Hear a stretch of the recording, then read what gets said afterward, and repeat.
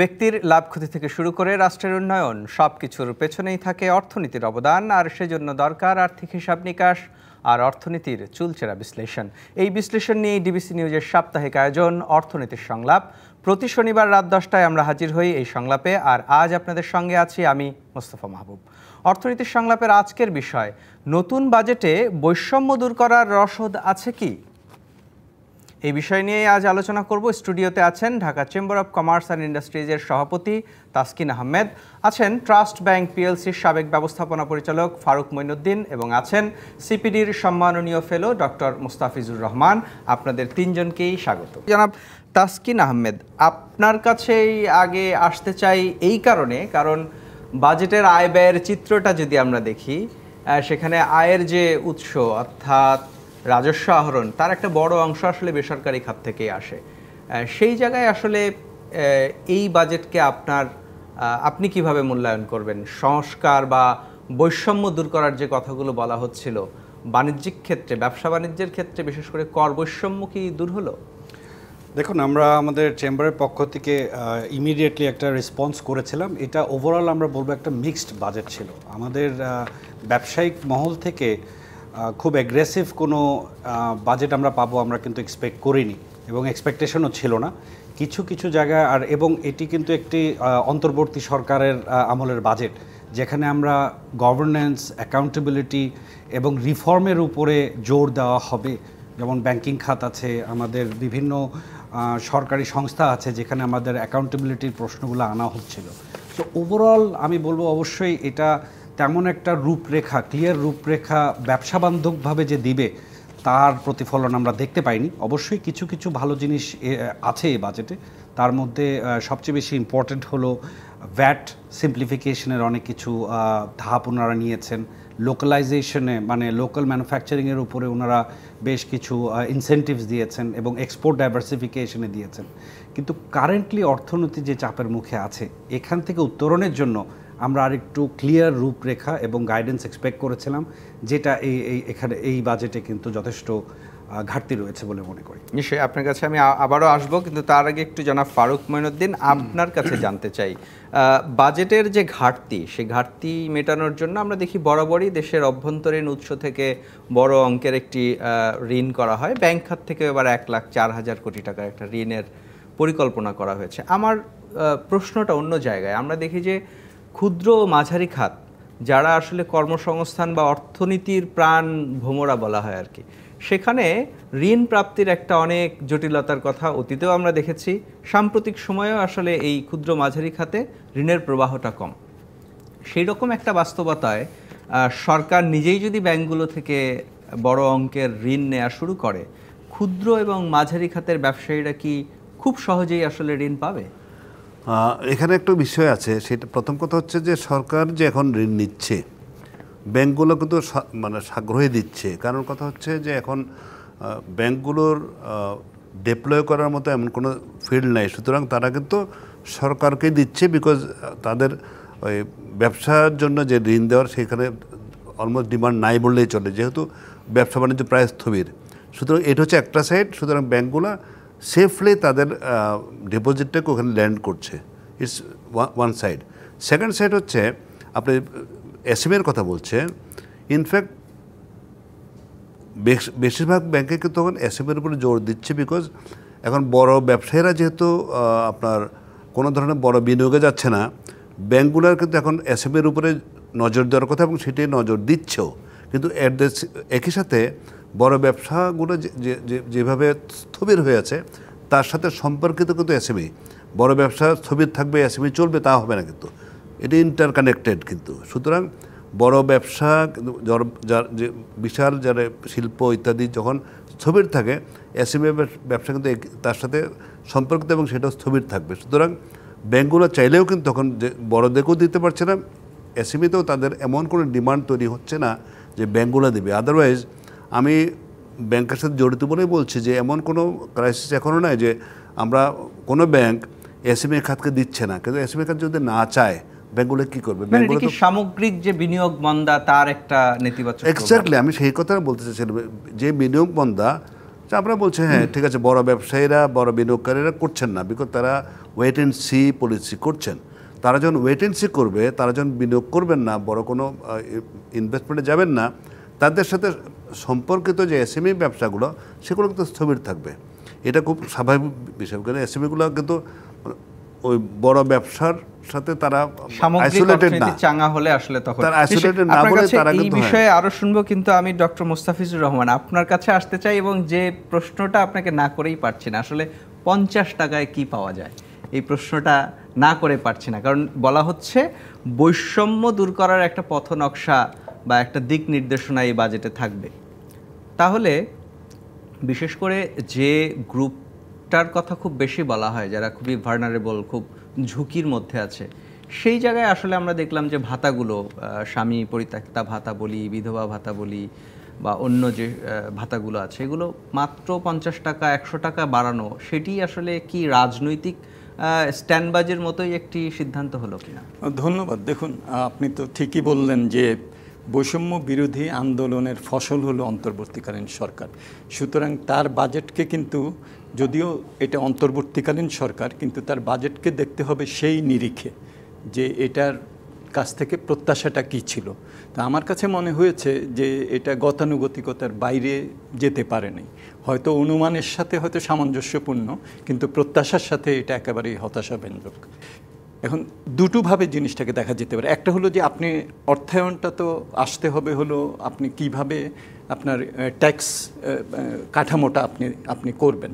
দেখেন, যে আয়টার বাড়ানো হলো যে 25,000 টাকা হলো যে আপনার ট্যাক্স ফ্রি, এটাও এই বছর কার্যকর হবে, এটা আগামী 26, 27, 27, 28 অর্থ বছরে কার্যকর হবে।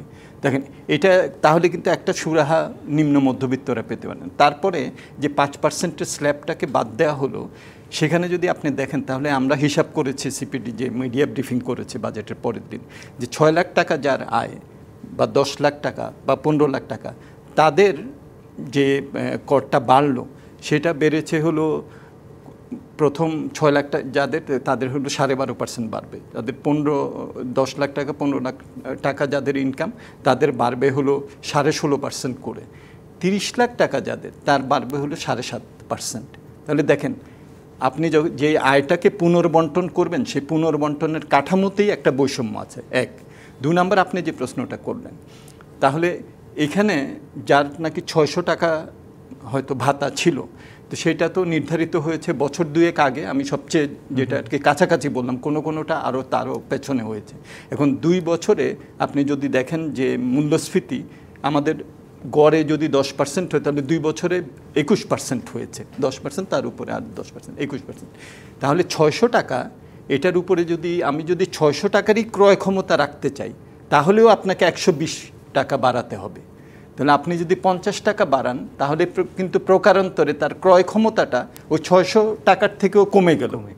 সুতরাং সেদিক থেকে তো অবশ্যই আমাদের কিন্তু আশা ছিল যে এটাকে এমনভাবে করা হবে যাতে যারা প্রান্তিক এবং উপান্তিক আছেন, তাদের অন্তত ক্রয় ক্ষমতাটা যে টিকে থাকবে তাই না, আরও একটু যাতে বাড়ে। তাহলে 600 টাকারটা অন্তত 800, 850 টাকার করার কথা ছিল। তো আপনি যেটা বলেন যে 50 টাকা, তো তার ফলে কিন্তু সে আগের ওই 600 টাকা যখন নির্ধারণ করা হয়েছিল, সেই ক্রয় ক্ষমতাও এখন তার কিন্তু থাকবে না। একই সাথে আরেকটি বিষয় হচ্ছে যে আমরা কি আসলে এই ঝুঁকিপূর্ণ মানুষগুলোকে সারা জীবন এই সহায়তাই করে যাব, নাকি তাদেরকে স্বনির্ভর করব? যেহেতু অন্তর্বর্তী সরকার বৈষম্য বিরোধী আন্দোলনের মাধ্যমে এসেছে, সেখানে একটা রূপরেখা থাকতে পারত না। সেটা অবশ্যই, সেটা হলে তো একেবারে ব্যতিক্রমী একটা বাজেট কিন্তু তাহলে দিতে হতো। কিন্তু যেটা বললাম যে গতানুগতিকতার মধ্যেই গেছেন। একটা যেটা ভালো সেটা হলো যে তারা কিন্তু ওই যে ফ্যামিলি কার্ড যেটা ছিল, সেটাকে বেশ কিছুদিন স্থগিত রেখে ওটাকে প্রুনিং করেছেন। যাদের থাকার কথা না কিন্তু থাকছেন, যারা থাকছেন কিন্তু থাকার কথা না, এই যে এক্সক্লুশন এবং ইনক্লুশনের যে প্রবলেমটা, সেটাকে তারা নিরসন করেছেন, একটা ডিজিটাল রেজিস্ট্রেশন করেছেন। সুতরাং একটা এখন ওই প্রবলেমটা কিছুটা কম হবে। কিন্তু সেটা যদি হয় তাহলে কিন্তু ভাতা বাড়ানোর আরও একটা সুযোগ ছিল। আর আপনি যে প্রশ্নটা করেছেন, সেটা করতে গেলে কিন্তু আপনার এমপ্লয়মেন্ট গ্যারেন্টি স্কিম করা, তারপরে যারা নাকি এই প্রান্তিক যারা এগুলোর জন্য সোশ্যাল সেফটি নেটের মধ্যে আছেন তাদের জন্য কর্মসংস্থানের জন্য কি করা হচ্ছে সেটার সাথে ট্যাগ করা, যদিও 140টার জায়গায় 90টা করে কিছুটা কনসলিডেট করার একটা চেষ্টা করা হয়েছে, কিন্তু এগুলোর সাথে কর্মসংস্থানের যদি সম্পৃক্ততা করা যায় তাহলেই কিন্তু তারা এটার থেকে বেরিয়ে এসে একটা টেকসই একটা আয়ের দিকে যেতে পারে। সবসময় একটা কথা বলে যে কোনো ব্যতিক্রম কিছু করতে গেলেই আসলে বলে যে ওই যে আমাদের কর জিডিপি কম, আয়ের সক্ষমতা কম, কিন্তু যে সম্পদ আছে সেটারই সর্বোত্তম এবং ব্যতিক্রমী ব্যবহার করার ক্ষেত্রে কি আসলে সবসময় শুধু সম্পদ কম এটাই কি বাধা? না, দেখুন, সম্পদ কমটা একটা বড় বাধা, এটা ঠিকই। আমাদের দেশের রাজস্ব জিডিপি, কর জিডিপির যে হার আপনার 9%-এরও কম, 8.2% আমাদের এই গত চলমান অর্থ বছরে যেটা, এটা তো হলো ইভেন নিম্ন আয়ের দেশের মধ্যেও সর্বনিম্ন। এখন দেখেন আমাদের তো এটা 9%-এর কম, আমাদের ভারত বা নেপাল যদি দেখেন এইসব জায়গায় কিন্তু এগুলো 16 থেকে 20%-এর মতো। তো সুতরাং এখানেই একটা বড় সমস্যা কিন্তু, যে আমরা পাবলিক এক্সপেন্ডিচার বাড়াতে পারছি না কারণ আমি কর আহরণ করতে পারছি না। কিন্তু যা আছে সেটা কি ব্যতিক্রমী? যা আছে সেটাকে অবশ্যই ব্যতিক্রমীভাবে, সেটাই আমি বললাম যে এখানে যদি আমাদের কর্মসংস্থানের দিকে যদি আরও আমরা যোগ দিতে পারি, বিশেষত এসএমই খাত।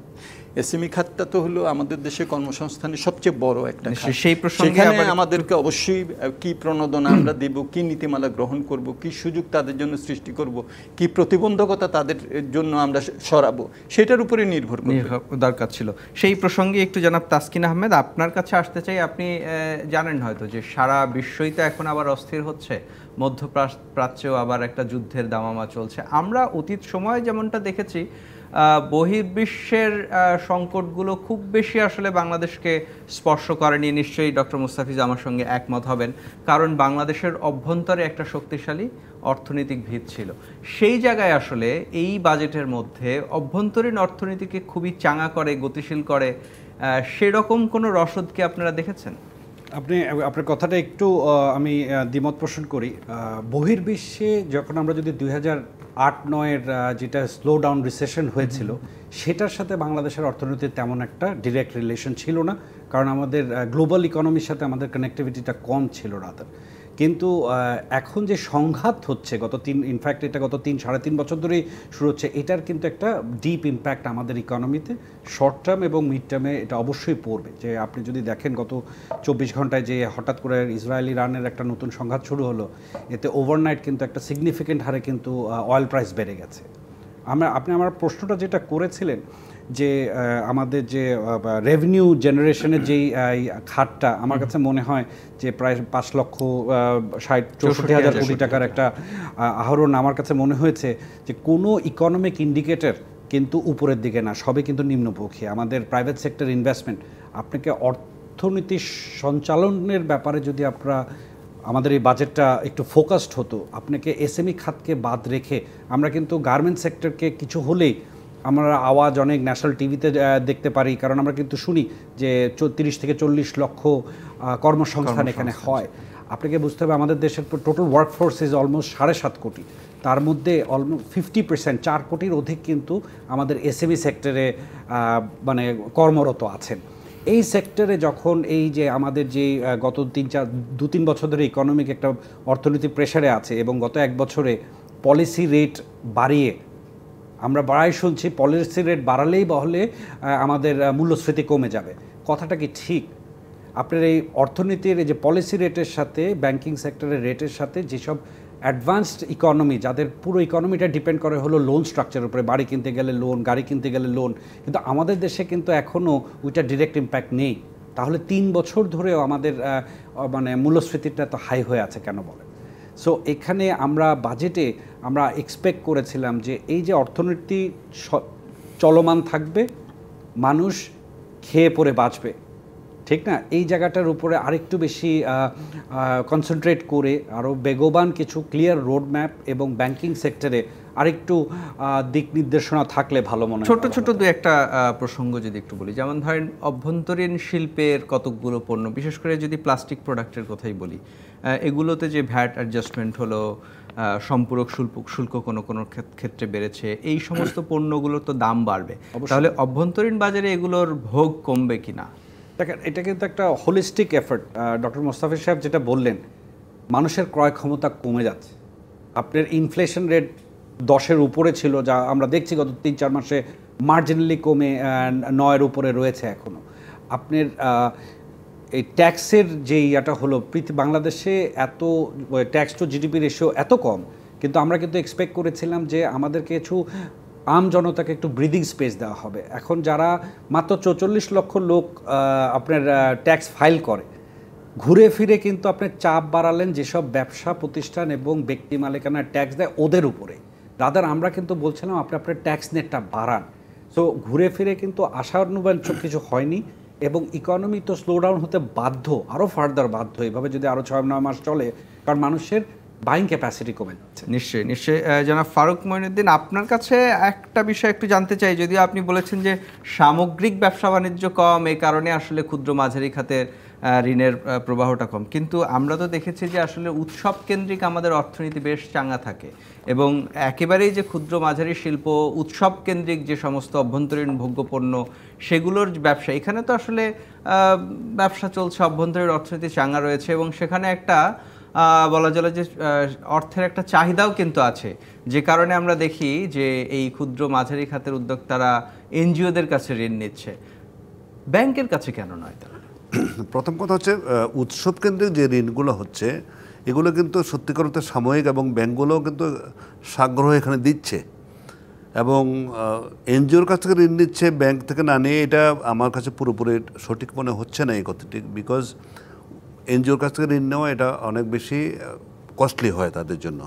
এবং আমি আবারও বলছি, ব্যাংকের সাথে জড়িত থাকার কারণে আমি বলছি উৎসব কেন্দ্রিক ঋণের বিষয়ে ব্যাংকগুলো কিন্তু খুব উদার, বিকজ তারা জানে যে সঠিক জায়গায় দিলে তারা এটা কিন্তু ফেরত আসবে। এটা আমি অনেকভাবে প্রমাণ পেয়েছি। আমাদের কেরানীগঞ্জে ওখানে যে বিশাল একটা গার্মেন্টস, লোকাল গার্মেন্টস শিল্প, ওখানে কিন্তু ঈদের সময়টা বিশাল অঙ্কের দেওয়া হয়, এখনও কোনো সিকিউরিটি চাওয়া হয় না, এবার ঈদের পরে এটা ফেরতও আসে। সুতরাং এখানে কিন্তু আমি যেটা মনে করি, আপনি যেটা বলছেন যে ব্যাংক থেকে না দেওয়ার কারণে এনজিওর কাছে যাচ্ছে, এটা ঠিক নয়। এনজিওর কাছে যাচ্ছে অন্যান্য কারণে, এবং এনজিওগুলোর কীভাবে ব্যবসা করে এটা আমরাও জানি।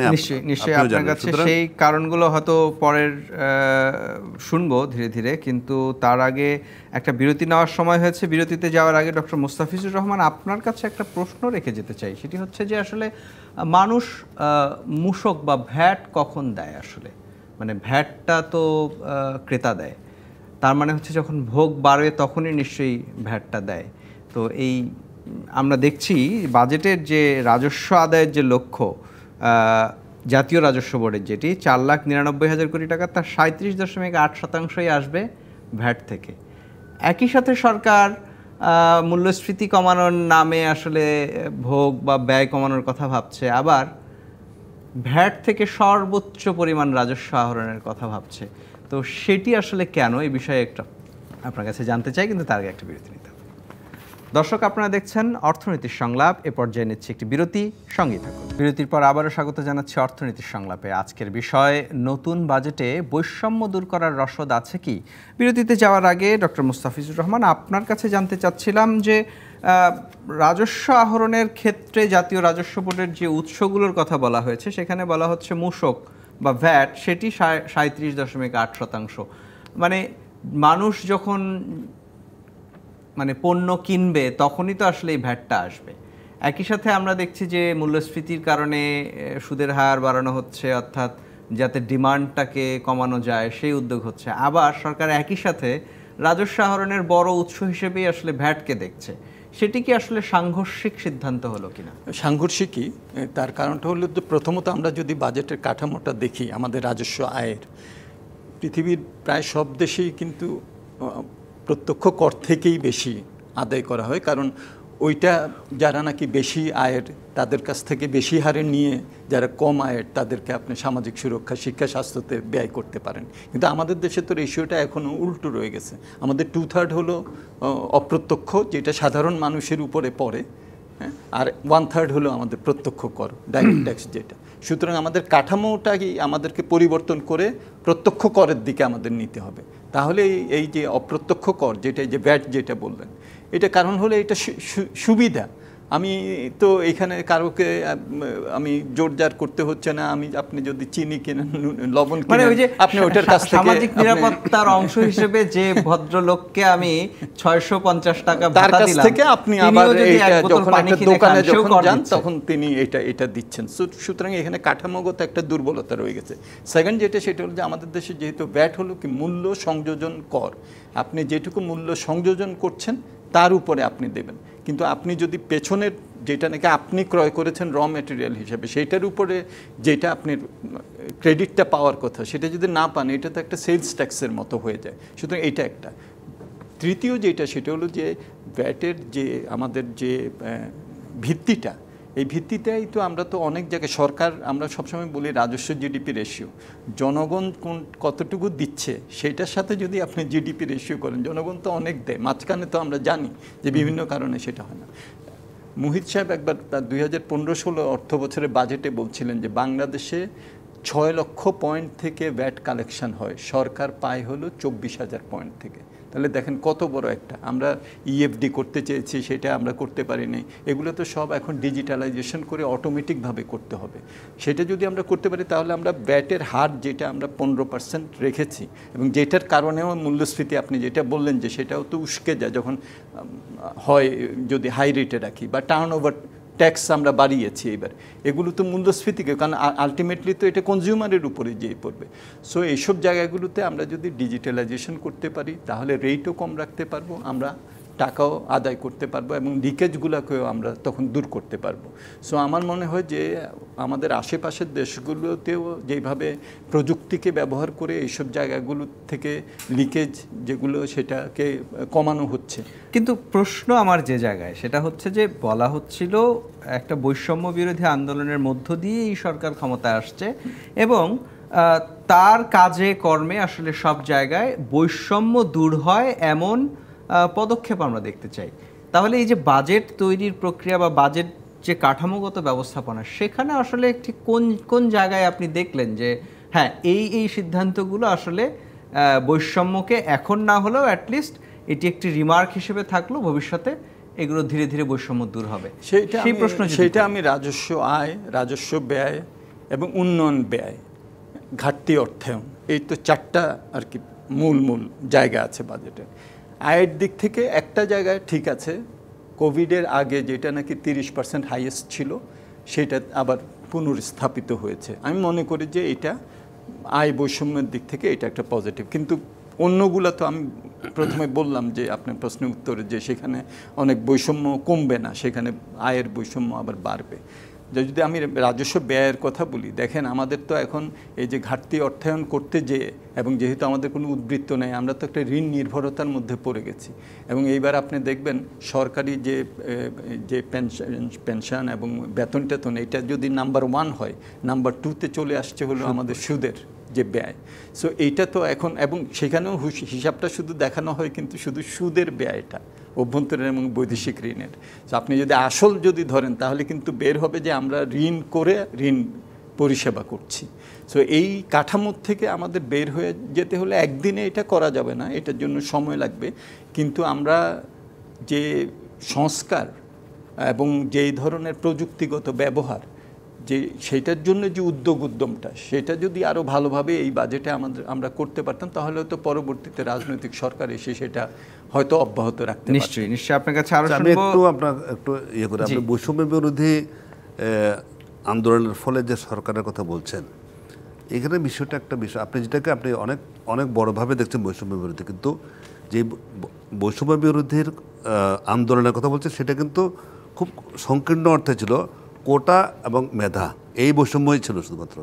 এটার সাথে যদি আপনি পুরা সমাজের বৈষম্যকে গড়ে ফেলেন তাহলে কিন্তু হচ্ছে না, সেই জন্য এটা মিলছে না। আপনি যেটা প্রশ্ন করলেন তার জবাব ওইখানে, কিন্তু এই সরকার তো এসে সেই ম্যান্ডেটই না সেই ম্যান্ডেট তো বৈষম্য বিরোধীতে নানান রকম সংস্কার কমিশন কিন্তু আমার মনে হয় যে ভাই পরবর্তীতে যে সাধারণ মানুষরা আসলেন, শুরু হয়েছিল কোটা, চাকরি ইত্যাদি নিয়ে, কিন্তু পরে যে এত মানুষরা আসলেন তারা কিন্তু অন্য বৈষম্যের কথাও চিন্তা করছেন। কিন্তু ওটা ভেবে কিন্তু আন্দোলনটা হয় নাই, ওইটা ভেবে কিন্তু আন্দোলনটা হয় না। আন্দোলনটা হয়েছে, আন্দোলনটা যে পরবর্তীতে ছাত্র জনতার হলো, হয়েছে, জনতাটা আসলো তো হয় নাই, কিন্তু ছাত্রদের আন্দোলন হয়তো চাকরি, সরকারি চাকরির কোটা, ওটাই ছিল বৈষম্য বিরোধী। কিন্তু জনগণ কেন নেমে আসলো? জনগণ নেমে আসছে, দেয়ার আর লট অফ থিংস। কিন্তু আপনি বৈষম্য বিরোধীর কথা যদি বলেন, এটাও কোন সংকীর্ণ অর্থে ছিল কথা যেটা, তারা কিন্তু এটা ভাবে নাই। সাথে সরকার যখন ক্ষমতায় আসলো, তারপরে তো এই সরকারই স্বপ্ন দেখিয়েছে, নানান রকম সংস্কার কমিশনের কথা বলেছে, নানান রকম বৈষম্য দূর করার কথা বলেছে, সরকার প্রধান বলেছে। সেই বক্তব্যগুলোর প্রেক্ষিতে কি তাহলে আমরা এটা প্রত্যাশা করতে পারি না যে একটা পরিবর্তনের সূচনা এখানে হবে? তাহলে যেহেতু হয় না, আপনার প্রশ্নে আমি বলি, যেহেতু হয় নাই বলছেন তো আপনি, তাহলে আপনি স্বীকারই করছেন যে ওইটা ছিল ওই সংকীর্ণ অর্থে ছিল, বড় অর্থে বৈষম্য বিরোধী আন্দোলন ছিল না এটা। নিশ্চয়ই আপনার কাছে আরও শুনবো, কিন্তু তার আগে তাসকিন আহমেদ, আপনার কাছে একটু আসতে চাই। আমরা দেখেছি যে যখন জাতীয় সংসদ থাকে, বাজেট পরবর্তী আসলে এই বাজেটের খুঁটিনাটি দিক নিয়ে আসলে সংসদে আলাপ হয়। এবার যেহেতু সেই সুযোগটা নেই, কিন্তু আমরা এই ফোরামে একটু আপনার কাছে জানতে চাই যে প্রস্তাবটি আসলে অর্থ উপদেষ্টা করেছেন, তার মধ্যে থেকে আসলে কি কি প্রস্তাবনা বা কোন কোন সিদ্ধান্তগুলো আপনারা চাইবেন যে সেটি সংস্কার মানে এই পুনর্বিবেচনা করা হোক, এবং অর্থ বিল পাস হওয়ার আগেই সেগুলো করা উচিত বলে আপনাদের কি মনে হয়? দেখেন, সংসদ যখন থাকে সেটাই অ্যাকচুয়ালি একটা রেগুলার পদ্ধতি। এখন কিন্তু একটা ইরেগুলার একটা সিস্টেমের মধ্যে আছে, এবং আমরা খুব আশ্চর্য হয়েছিলাম 2 তারিখে আমাদের বাজেটটা ডিক্লেয়ার হলো, 4 তারিখ থেকে আমরা এক বিশাল 10 দিনের ছুটিতে চলে গেলাম। তো এই 2 দিনের মধ্যেও কিন্তু আমরা আমাদের ঢাকা চেম্বারের পক্ষ থেকে আমাদের স্ট্রং ভয়েসে কী কী জিনিস, তার মধ্যে আপনি যে কথাটা বললেন বৈষম্য বিরোধী, বৈষম্যটা কার এগেনস্টে কার?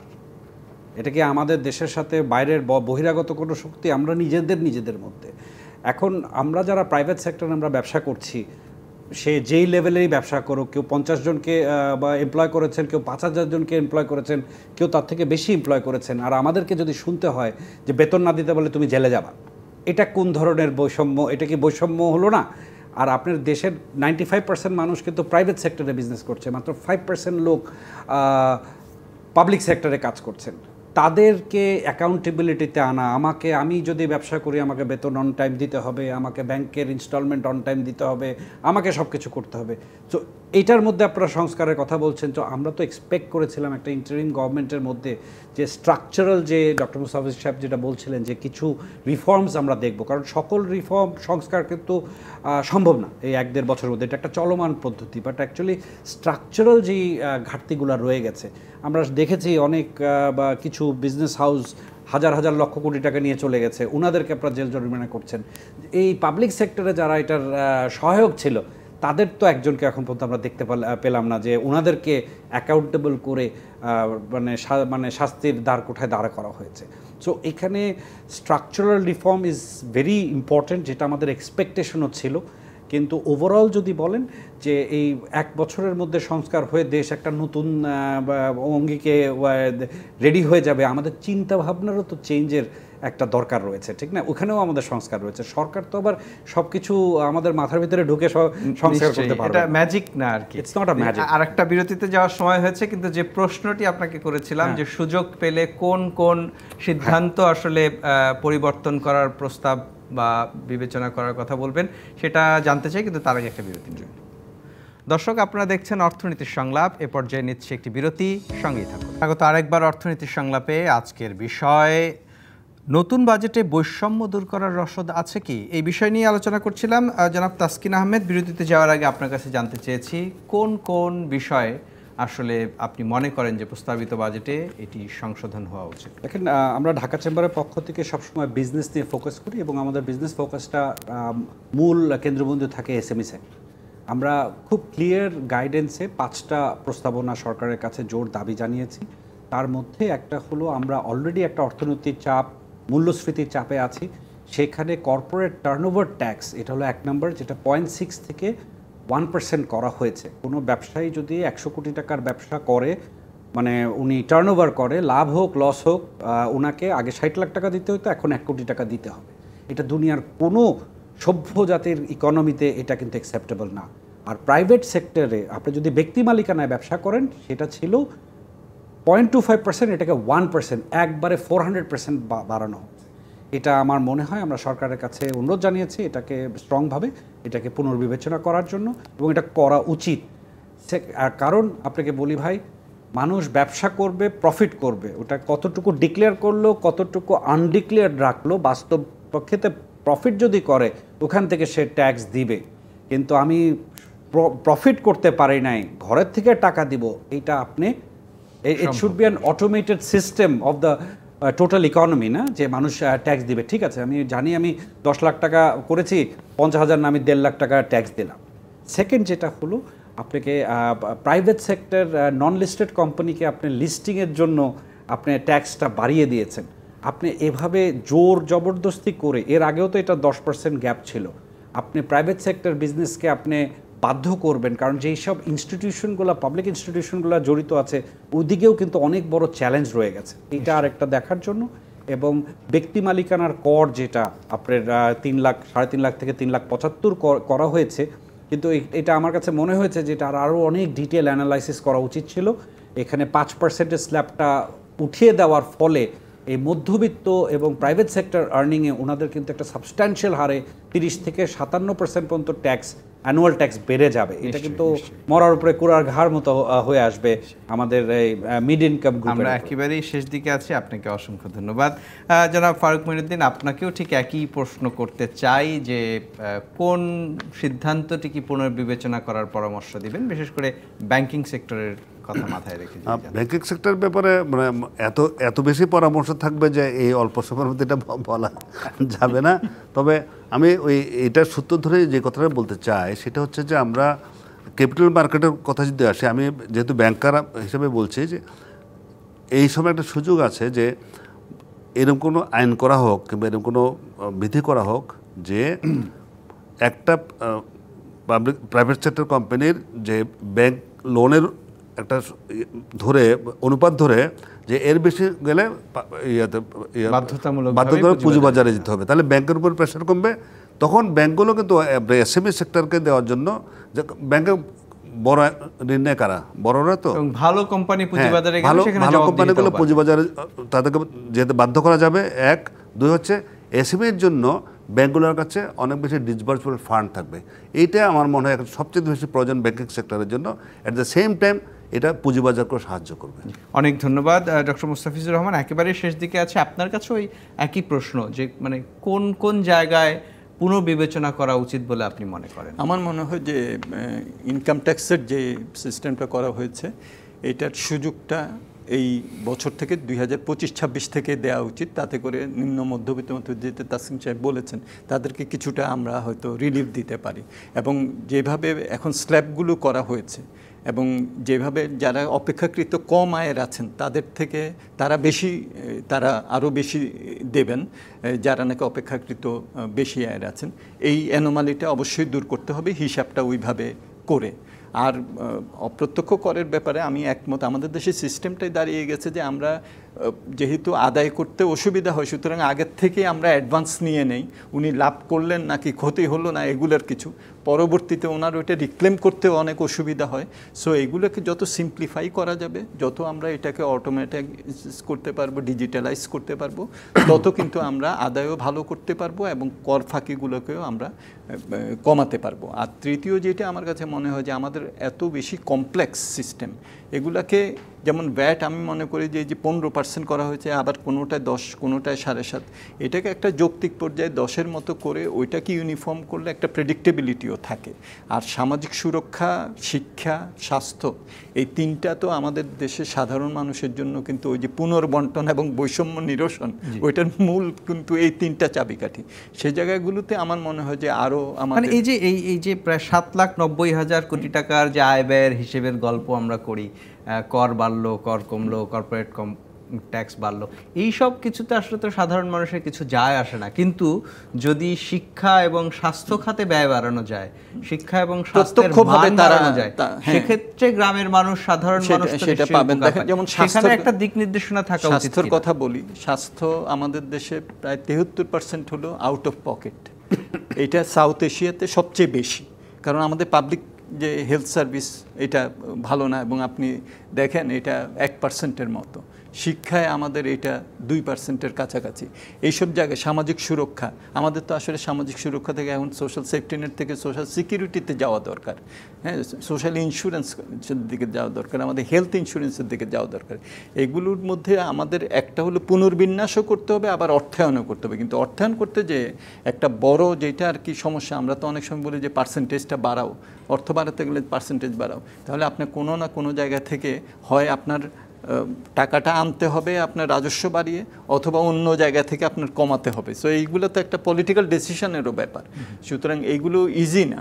সুতরাং আমার মনে হয় যে এখানে আমাদের কিভাবে আমরা রাজস্ব ফাঁকি কমাতে পারি, ডিজিটালাইজ করে আমরা এটাকে অটোমেটিক একটা সিস্টেমে নিতে পারি যাতে রাজস্ব আমরা বাড়াতে পারি, আর পুনর্বিন্যাসটা শিক্ষা, স্বাস্থ্য, সামাজিক সুরক্ষা এগুলো এবং এসএমই এগুলোতে আমরা দিতে পারি। তাহলে একটা আমার মনে হয় যে যেটা নিয়ে আমরা শুরু করেছিলাম, বৈষম্য হ্রাস করা, আয় বৈষম্য, সম্পদ বৈষম্য, ভোগ বৈষম্য, সেটা আমরা হ্রাস করতে পারি। নিশ্চয়ই আমরা একেবারেই শেষ দিকে আছি। শেষ করতে চাই ফারুক মহিউদ্দিন আপনাকে দিয়েই।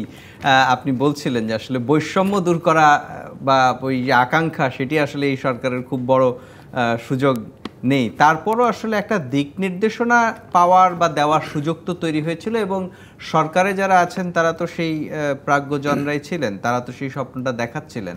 সেখানে আসলে না, আসলে ব্যাপারটা হচ্ছে কি, যে সরকারের যদি সদিচ্ছা থেকেও থাকে বৈষম্য দূর করার জন্য, আমাদের মনে রাখতে হবে এটা হচ্ছে ইন্টারিম সরকার। সুতরাং এটি কোনো রাজনৈতিক সরকার না, দীর্ঘস্থায়ী সরকার না। সুতরাং তাদের যদি বৈষম্য দূর করার কোনো সদিচ্ছা থেকেও থাকে, তাদের জন্য এটা খুব সীমিত সময়ের জন্য, বিকজ তাদের অন্য ম্যান্ডেট আছে। আপনি দেখেন সরকারের ম্যান্ডেটের মধ্যে কিন্তু বৈষম্য দূর করার কথা, তারা বলছে 3টা ম্যান্ডেট তাদের আছে, সংস্কার, বিচার এবং নির্বাচন।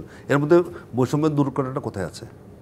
সুতরাং বৈষম্য দূর করাটা এই সরকারের ম্যান্ডেটের মধ্যে পড়ে না, সদিচ্ছা থাকা সত্ত্বেও, বিকজ যেহেতু তারা বলছেন তাদের অন্য এজেন্ডা আছে, এখানে বৈষম্য দূর করার সুযোগ থাকা সত্ত্বেও তাদের সময় কম এবং তাদের অন্য এজেন্ডা থাকার কারণে এটা তাদের পক্ষে সদিচ্ছা থাকা সত্ত্বেও এটা তারা হয়তো করতে পারবেন না। একটু যদি আমি অ্যাড করি ভাইয়ের এটাতে, সেটা হলো যে আমি যদি বিচারের সংস্কার করি, তাহলে আমি বিচারে যে বৈষম্য সেটা আমি দূর করতে পারবো, তাই না? আমি যদি ব্যাংকিং খাতে সংস্কার করি, তাহলে আমি কিন্তু ব্যাংকিং খাত থেকে যে লুটপাট করে যে একটা বড় বৈষম্য সৃষ্টি হচ্ছে সেটা আমরা করতে পারবো। আজকের মতো বিদায় নিতে হচ্ছে। সংস্কার এবং বৈষম্য হ্রাস, এটার মধ্যে একটা কিন্তু সম্পর্ক আছে। আপনাদের তিনজনকে অসংখ্য ধন্যবাদ আমাদেরকে সময় দিয়েছেন। দর্শক, আজকের মতো বিদায় নিচ্ছে অর্থনীতির সংলাপ থেকে। ফিরবো আগামী শনিবার রাত 10টায়। থাকবেন অন্য কোনো অতিথি, থাকবেন আপনারাও।